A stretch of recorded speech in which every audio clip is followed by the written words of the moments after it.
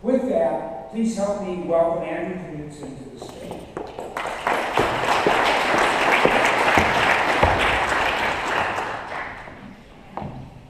All right, thank you for having us down here today. There's a lot of information, and so we're going to dive in right here. I want to mention that what you're going to see in these three presentations, the housing, retail, and community adherence survey, is hopefully information that will help you understand what the conditions are, what some options are. Ultimately, we want to be able to enable stakeholders here to chart the course, and this information will hopefully underpin that process. So in terms of the housing study, kicking off here, purpose and scope, that's basically we're trying to project long-term housing demand in the city of Oklahoma City.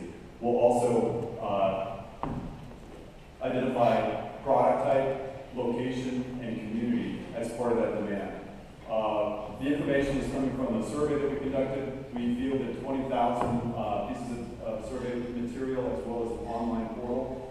We got 4,000 responses, which is the standard response rate, and lots of robust information to understand what local community residents feel about the city. We've got some findings, recommendations, and a forecast. Basically, it comes down to two questions. What does the market want, and what can the city do about it? And when I say what does the market want, I think it's very important to think about the market in terms of a continuum. There's a lot of segments in any given market, and Oklahoma City is surprisingly homogeneous. The current housing market has not as much variation as you find in other communities, and as we have done this work, when you ask what the market wants, it's really what does the market want, if you will. There's a lot of niches within the market that have been evidenced in the data that we want to bring to the fore and help figure out how the community can meet those needs. In terms of findings, we always start our studies with exciting economics and demographics. They're exciting to us, hopefully they're exciting to you. And partly because this is pretty interesting information, Oklahoma City has got a phenomenal economy. What you see here are data that compares the Oklahoma City MSA to the state as well as the nation. Nation is in the dashed line, the state is in red, and the MSA is in blue. What this is an index from 2001 showing the percentage increase of expansion or contraction of employment based on geography. The last decade has been a little crazy. We had a contraction at the beginning of the decade. We had very robust growth through the middle part of the decade, and then we had the Great Recession at the end.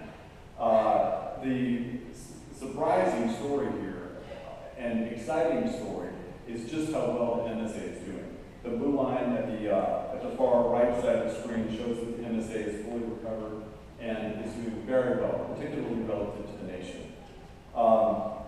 What's behind this? There's a variety of factors behind this.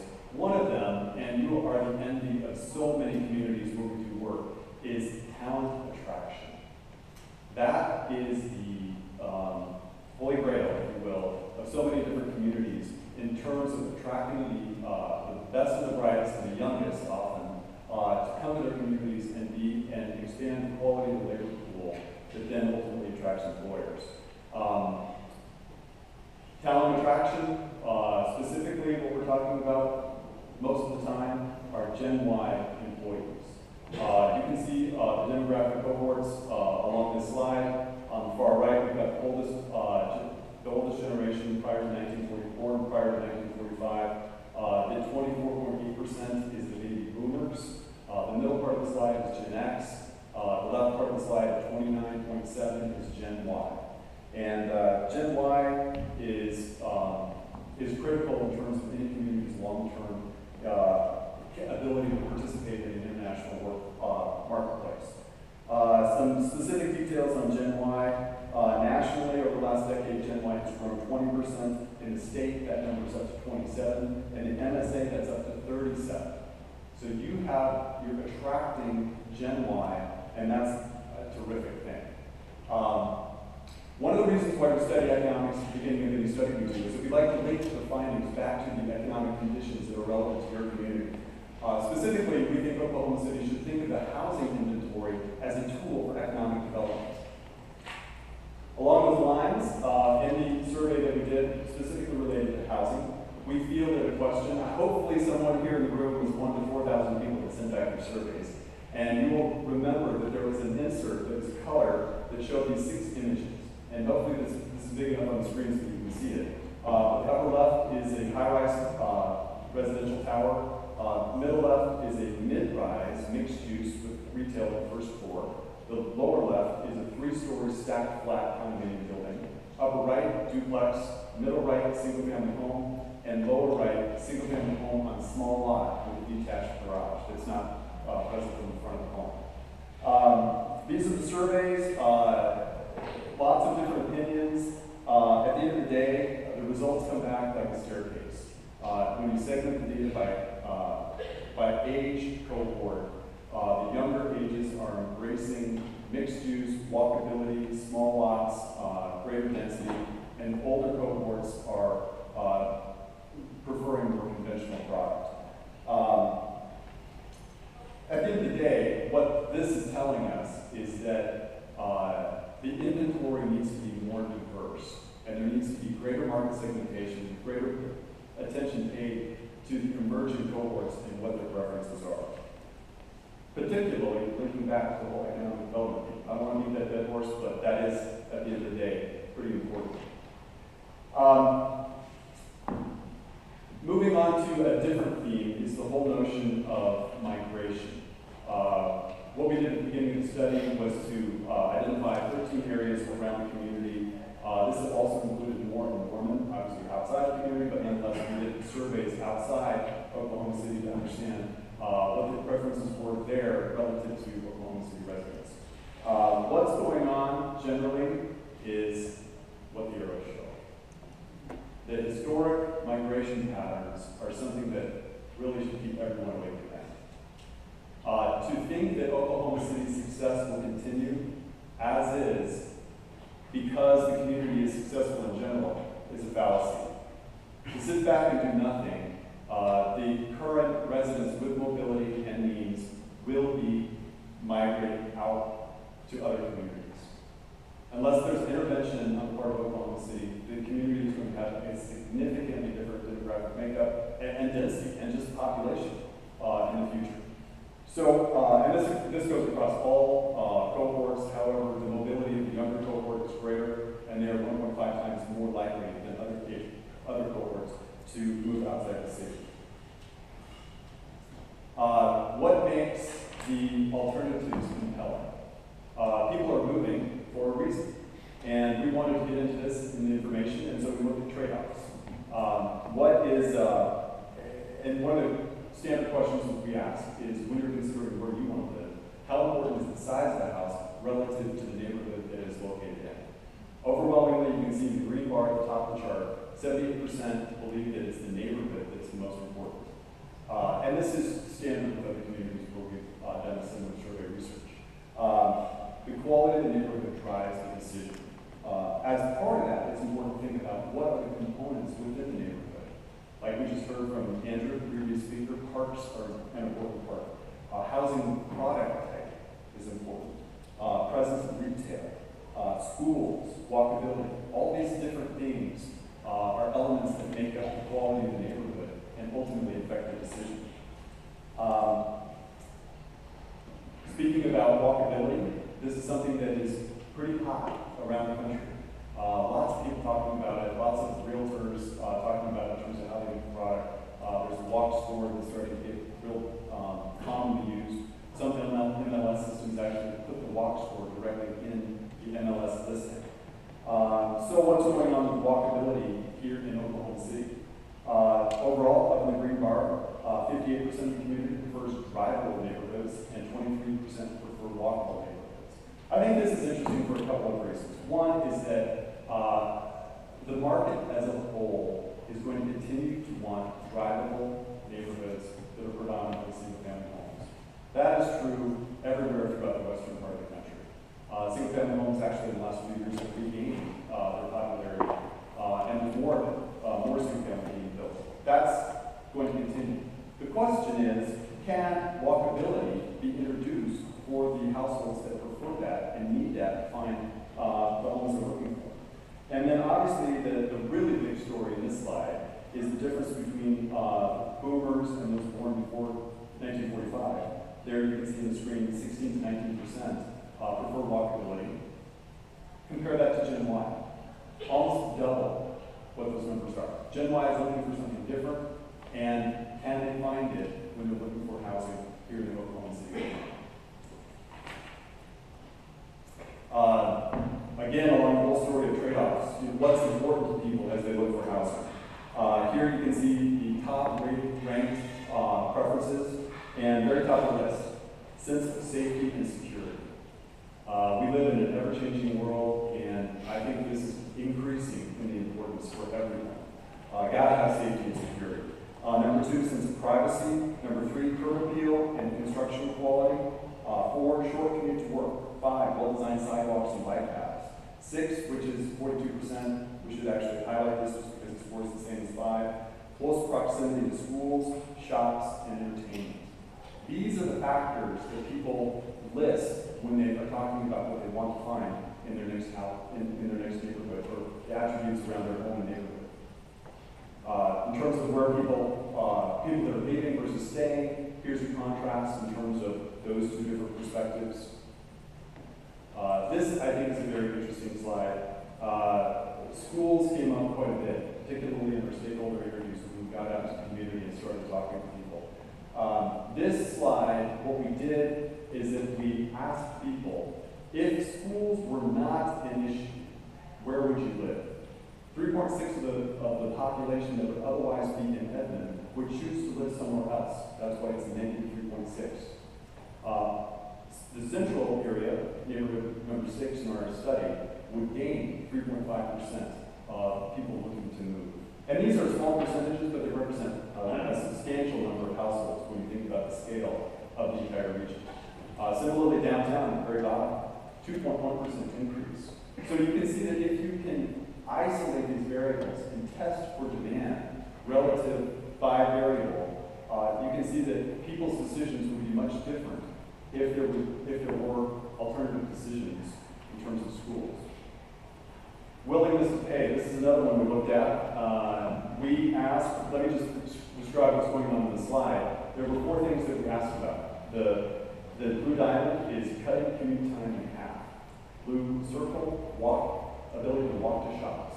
Green triangle, walk to work. And red diamond, higher quality schools. We asked people how much more did you willing to pay for these different services or amenities. And this is how the data shake out. If you look specifically at the red line, which is schools, you can see along the x-axis that represents dollars. And it's either 10% more, 20% more, or 30% more dollars than you're currently paying for your housing payment. The y-axis on the left side of the screen is the percentage of respondents. And you can see in terms of schools that about 25% of Oklahoma City households would pay 10% more if they could get better schools. So that's how you interpret the slide. In terms of applying these findings from the survey to the larger population, 36,000 households would pay more than 10% to cut their commute time in half. 35,000 households would pay 10% more to be able to walk to shops, restaurants, and entertainment. Think about that. If you're a developer, 35,000 households are willing to pay more if they had a walkable neighborhood. 54,000 households are willing to pay 10% more for improved quality of schools. This is drilling down one step level on the school issue specifically. That 54,000 represents the dark square, or dark bar. It happens to be 24% that said in the survey responses they are very interested in paying more for schools. If you expand that to very and somewhat likely, it increases to over 100,000 households in the community willing to pay more for schools. The other thing that's interesting on this slide is bringing it out by demographics. Gen Y, even more interested. So what motivates the city to make investments that start to affect how the market performs? And in general, as the city invests, the housing demand will shift and there's a positive fiscal benefit. Not only is housing demand within Oklahoma City often serviced by existing infrastructure, therefore eliminating the cost of new infrastructure, but it also reduces the per unit service costs for operations and maintenance. Now we have a consultant on board who's going to get into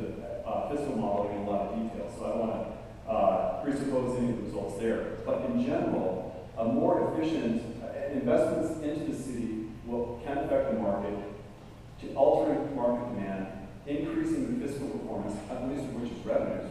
We can't forget that, but if you have more rooftops, you have more total personal income within the city to then fuel sales tax. So it's this positive loop that can be achieved and is worth pursuing. So that's the findings from the survey. In terms of the analysis and forecast, the components of the analysis, you can read there on the screen the various elements that went into the analysis. The bottom 2 bullets are the ones I want to emphasize. We basically asked in the survey, what do you want? What's important to you? And then a separate question, how prevalent are these attributes in your neighborhood? And so we were able to understand from community, from local residents, how true and what the scenario is like within their neighborhood, and then compare how important things are relative to where things exist today. This is a little on methodology. Basically, the rectangle on the left side of the screen represents the entire population of the city of Oklahoma City. The top portion are those households not moving, middle portion those that don't know, bottom portion are those that are moving within Oklahoma City region, and then the dark blue is those that are moving outside the Oklahoma City region. Some of this affects supply, some of it affects demand. Those that are moving within the Oklahoma City region both free up supply by their move and also represent an increase in demand. Those that move out of Oklahoma City are freeing up inventory and therefore increasing supply. We also have a significant amount of in-migration and growth, and that's represented by the rectangle on the far right side of the screen. So these are the components of supply and demand that we used in the model. We also applied sensitivity testing to the different areas based on the attributes to find out how much market traction could occur if the city made specific investments along certain lines in given areas. Some areas, there was not much sensitivity. In other words, the market doesn't necessarily respond to investments in a given area. Other areas actually responded significantly. And so that's how we developed this typology and broke it down in terms of areas of transformation, areas of stability is what we call them on the other end of the spectrum, and then we have white stripe kind of down the middle. This is all about traction. How does the city invest to actually create traction in the market?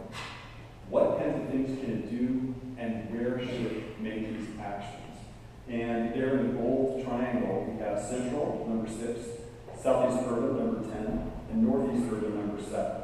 So those are the areas that the market is most likely to respond with investments. The forecast is based on assumptions where these bullets here are formal investments on the part of the city. And with those investments, this is the forecast household growth by our different neighborhoods. The dark green is the minimum, the slight shade of green on top of each bar is the maximum. So we've bracketed what the growth looks like by household. And this is what growth is likely to look like through 2030. And this assumes investment on the part of the city of Oklahoma City. We also did an analysis of housing types. We've got single family on the left, small lot single family in the center, multifamily to the right, and then townhome on the far right. Let me say something about single family homes. The current inventory is 69%. Actually, the current inventory is 69% large lot single family plus 2% small lot single family. We believe that the single family component will change in the future to 67%. So a 4-point drop, which I think is important to talk about because as we talk about Gen Y and as we talk about different age cohorts looking for different types of product, we still recognize that at the end of the day, a majority of buyers want the very traditional, or want the single family home for all of what that represents. We think that the market is trending such that a small lot single family home will resonate much more with most of these buyers. Small lots, and this is a bit of a digression, but I think it's pretty interesting.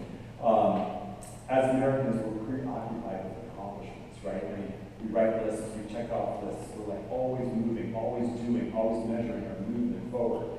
One of the things that happens when you're in a small block, single-family community, is as you're walking down the street, you're making progress, right? You're going past all these houses, and you feel like you're accomplishing something. And it just, especially if there's a walkable destination, whether that's parks, trails, retail, eating and drinking, what have you, people really do get out of their cars, get out of their houses, interact more when they have walkable destinations. In terms of recommendations, we've got 3 slides here.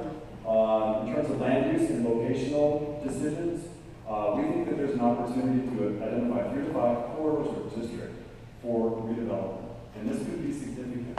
When we're introducing mixed uses, these walkable destinations,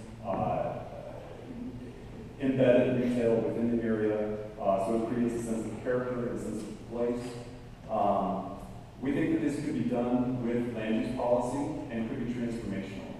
We think that they need to be located in the areas which have been identified as, from the market research, to respond to these types of changes in land use regulations. And these could really start to change the landscape and create a new, different kind of product that isn't available. Product for both individual homes as well as neighborhoods that's not very present in the Oklahoma City market today. Design guidelines, we think that this could apply to both infill as well as new greenfield development. Oklahoma City has a tremendous amount of land and is completely unconstrained in terms of development opportunity. Whether this land is utilized by the market or whether the market shifts up to Edmond or down to Moore and crosses that jurisdictional line will depend in part on the quality of the neighborhoods that the community and the development community are able to achieve. We think density overlays, defining defensible places, creating positive streetscape experiences will all help to create a sense of place that will keep some of this market share within Oklahoma City. Last 2 slides here. One deals with economics. I think that it continues to be important to think of housing as an economic development strategy. I think that there's various resources the city can apply to this.